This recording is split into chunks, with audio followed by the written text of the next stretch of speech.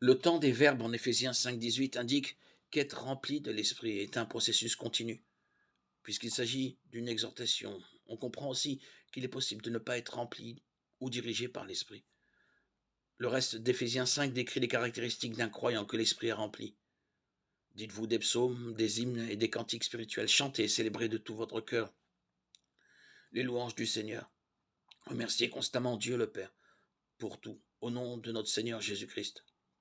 Soumettez-vous les uns aux autres, dans la crainte de Dieu. Éphésiens 5, 19, 21. Nous ne sommes pas remplis de l'esprit parce que nous le sentons, mais parce que c'est le privilège revenant aux chrétiens.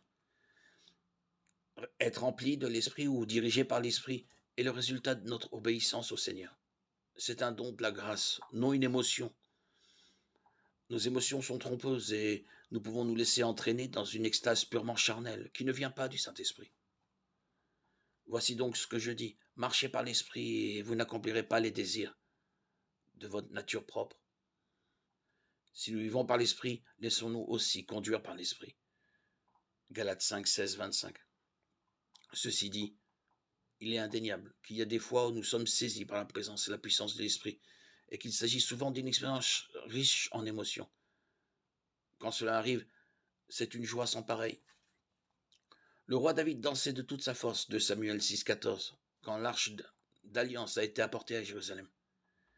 Éprouver la joie de l'esprit, c'est comprendre qu'en tant qu'enfant de Dieu, nous sommes bénis par sa grâce. Le ministère du Saint-Esprit peut donc tout à fait intéresser nos sentiments et nos émotions. Mais nous ne devons pas fonder notre assurance que nous avons le Saint-Esprit sur ce que nous ressentons